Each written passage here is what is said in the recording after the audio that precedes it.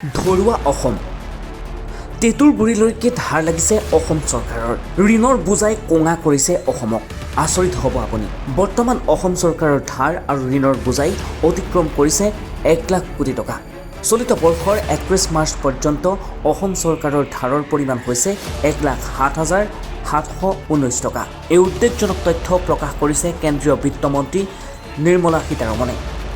কেন্দ্ৰীয় বিত্তমন্ত্ৰীৰ প্ৰতিবেদন অনুসৰি 2020 বৰ্ষত অসম চৰকাৰৰ দেনা 73,527 কোটি টকা আছিল যদিও 2021 বৰ্ষৰ দেনাৰ পৰিমাণ 90,762 কোটি টকালৈ বৃদ্ধি পাইছে ধাৰ ঋণৰ ক্ষেত্ৰত উত্তৰ পূৰ্বাঞ্চলৰ ৰাজ্যসমূহৰ ভিতৰত অসম শীৰ্ষস্থানত আছে বুলি জানিব পৰা গৈছে আনহাতে এই ধাৰ ঋণৰ মাজতেই মুখ্যমন্ত্ৰী হিমন্ত বিশ্ব শৰ্মাৰ চৰকাৰে চলিত বিত্তীয় বৰ্ষৰ 21 জুনত ৰিজাৰ্ভ বেংকৰ জৰিয়তে সিকিউৰিটিজ নিলাম কৰি 1000 কোটি টকা নতুনকৈ ঋণ লৈছিল এনে পৰ্যায় পাইছেগৈ যে জিএছটি ক্ষতিপূৰণ কেন্দ্ৰীয় চৰকাৰে বন্ধ কৰি দিয়াৰ পাছত ৰাজ্য চৰকাৰৰ সন্মুখত বন্ধ হৈ পৰিছে পথ বিগত বৰ্ষতো 549 কোটি টকা জিএছটি ক্ষতিপূৰণ হিচাপে আদায় দিবলৈ বাকী আছে কেন্দ্ৰীয় চৰকাৰৰ